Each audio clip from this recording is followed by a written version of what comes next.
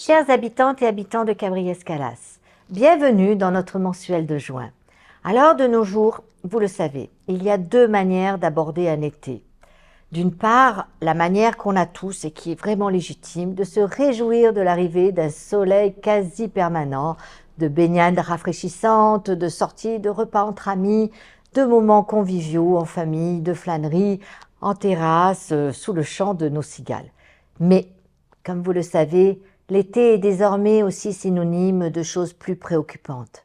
Des chaleurs sans précédent nous accablent et s'accompagnent d'une multiplication de feux de forêt qui détruisent notre nature et notre habitat naturel et nos maisons. C'est pourquoi je suis vraiment très heureuse de vous annoncer que la caserne de pompiers du SDIS, qui sera située, vous le savez, au niveau de la Gromeuse, devient réalité enfin. Au prix de nombreux efforts depuis 3 ans, elle vient de passer l'étape de l'instruction de son permis de construire. Alors oui, je suis heureuse de vous annoncer que nos massifs seront encore davantage protégés par cet équipement de proximité immédiat avec les combattants du feu, leurs engins. Si l'on peut se réjouir de cette implantation, il faut quand même rester vigilant. Vigilant sur notre environnement, vigilant aussi sur nos économies d'eau, nos efforts.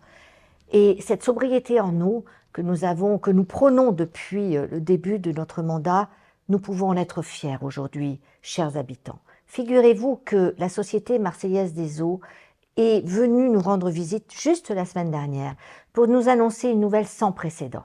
Cabriès vient de battre un record annuel d'économie d'eau, puisque ce sont quelques 70 000 m3 d'eau de moins que nous avons utilisé en 2023 par rapport à 2022.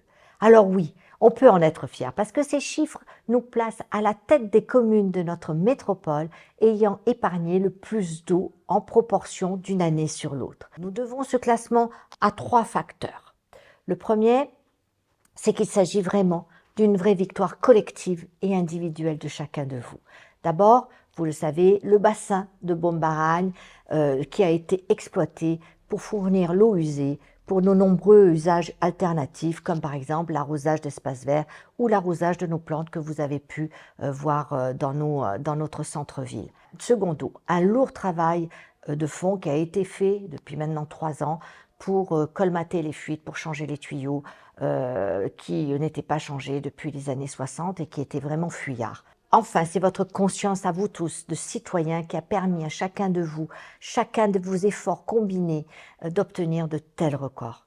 Alors il va sans dire que la politique de récupération des eaux de pluie aussi que nous avons dans nos différents bâtiments, la sensibilisation de nos jeunes dans nos écoles sur ces thématiques, et bien voilà, nous avons donc amorcé un vrai tournant sur ces questions-là. De plus, vous le savez, en 2023, nous avions fait le choix d'ouvrir notre piscine justement pour les personnes qui n'ont pas de piscine.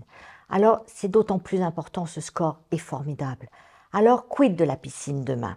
Vous le savez, notre volonté, c'est d'offrir encore plus d'activités sportives dans notre complexe Raymond Martin, qui a déjà bien vécu, mais aujourd'hui, qu'il faut passer au niveau du 21e siècle. Donc oui, il y aura 11 paddles qui vont être construits, un restaurant qui offrira une offre toute l'année, plus un restaurant saisonnier qui marchera avec la piscine.